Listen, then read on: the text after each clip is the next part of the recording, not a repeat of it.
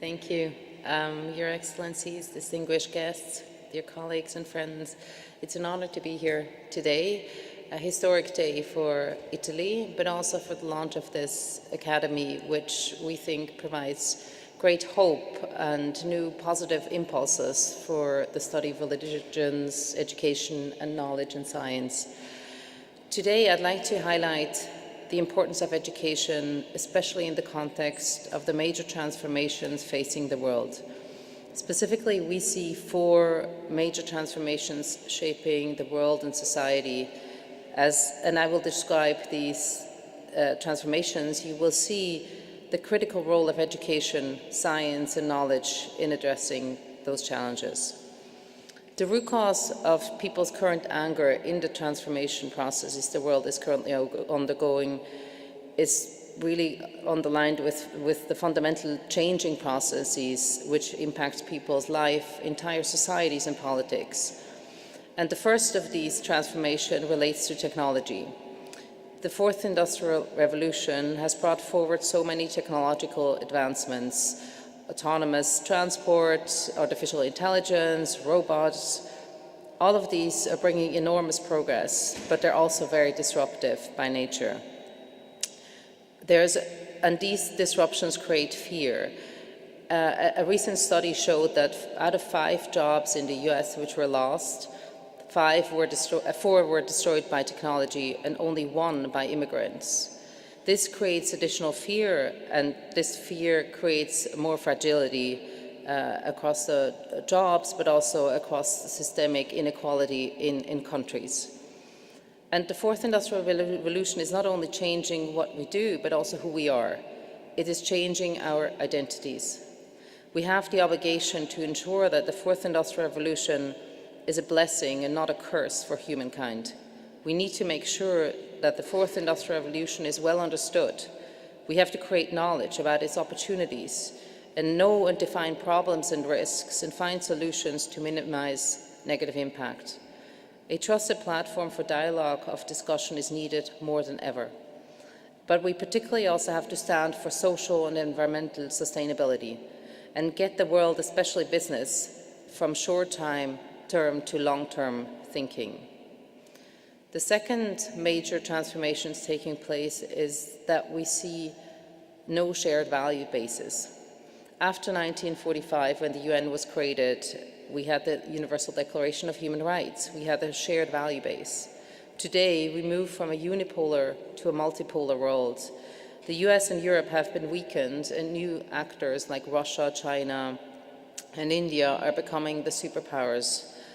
And these super brokers have a very different understanding of the values and political and economic systems that they want to put forward and drive forward.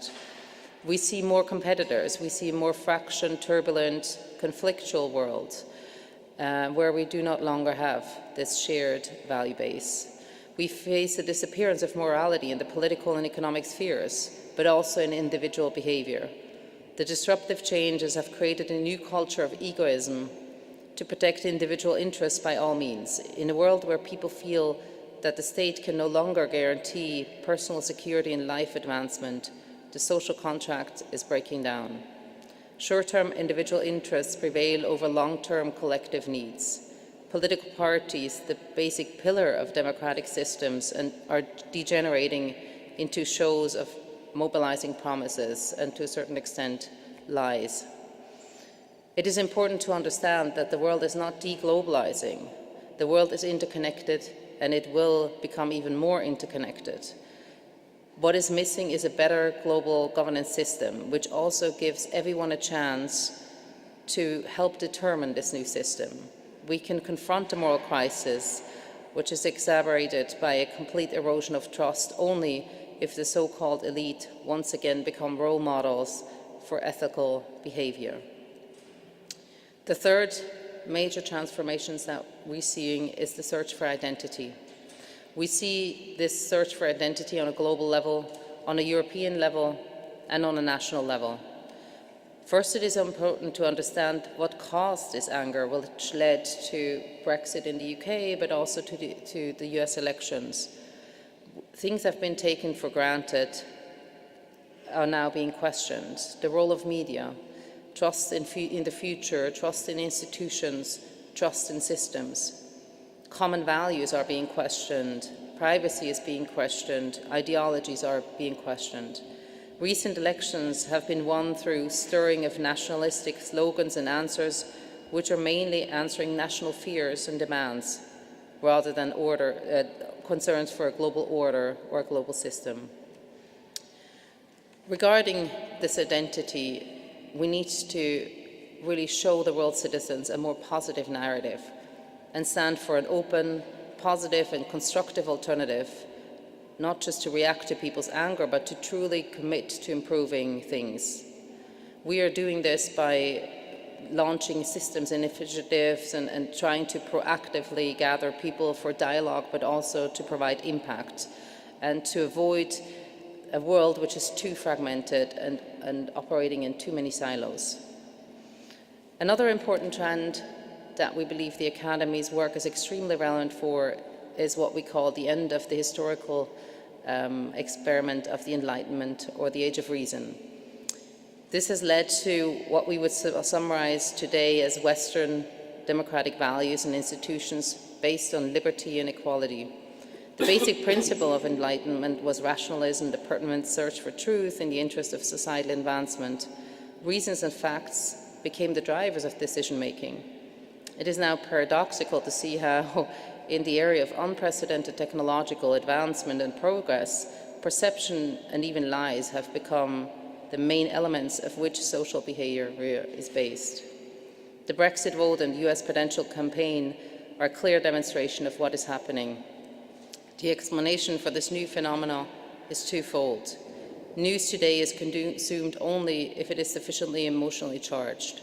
It is a natural human instinct when confronted with enormous media diversity available to look for news which are reconfirming our already held perceptions or which please.